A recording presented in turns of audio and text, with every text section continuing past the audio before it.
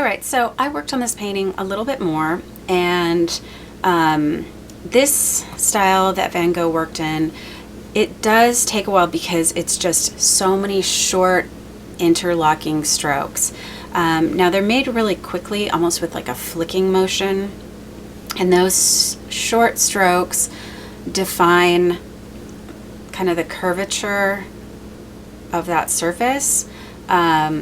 Another thing that they do is they allow you to see some of the colors underneath as they're being built. Now, my painting looks different than Van Gogh's painting. One of the reasons why I think of this type of painting as a pastiche instead of a direct copy is because it's just painted kind of in the style of the original artist. So I'm taking different elements and just trying to understand the underlying kind of logic of the original painting. Now, this is the whole painting. So this is one reason why in the space around this area, I made it a lot more active and gave it a lot more density than you can see in this detail. I did that on purpose because to me, I feel like this very dense atmosphere becomes very psychological. It feels very empty, yet very claustrophobic.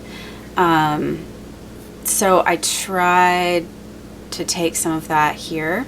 I'm not sure if I was successful. In mine, it almost feels a little bit more decorative, but that's something that I could play with were I to work on this a little bit more.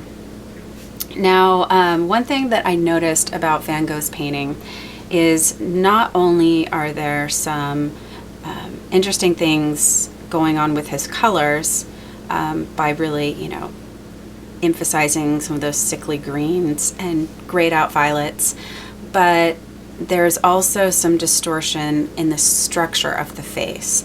So when I look at his face through the shadow side, I'm noticing that it's a little elongated, almost as if it was pulled forward.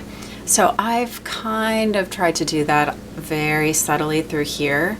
I didn't go overboard on it because frankly, I find this painting kind of terrifying. The other thing that I noticed about this painting is that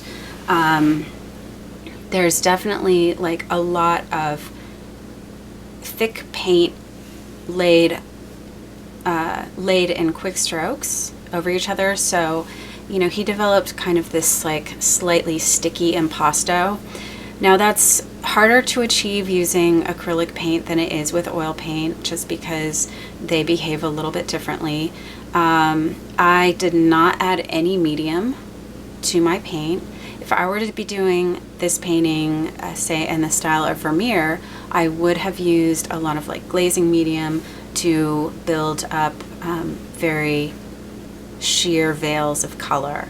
But in this, I was just piling it on and working wet and wet.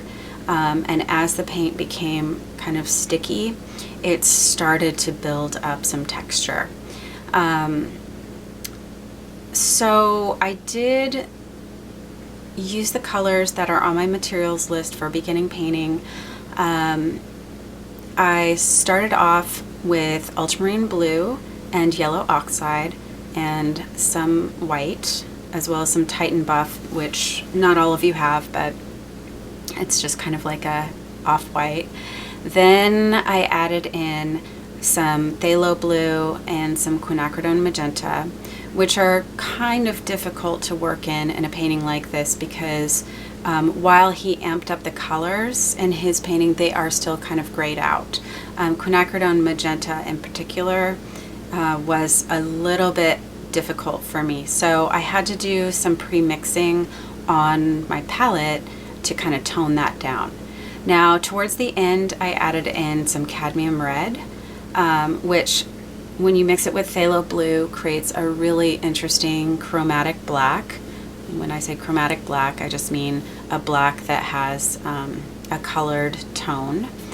And I also added in a little bit of cadmium yellow, which helped me get some of these kind of slightly sickly greens that you see running through my dark areas. And it also helped me bring a little bit more life to my highlights. So hopefully you learned something interesting if you followed along with my process. I definitely learned some interesting things in this painting because Van Gogh paints in a completely different style than I do. And so it took me kind of a while to figure out the rhythm of his strokes. I'm not saying that I completely accomplished that, but I did definitely change the way that I thought about painting during the process of going through this. Now, I just want to say thank you for following along, and hopefully you found it interesting. And thank you also to Vincent for continuing to inspire us all these many years later.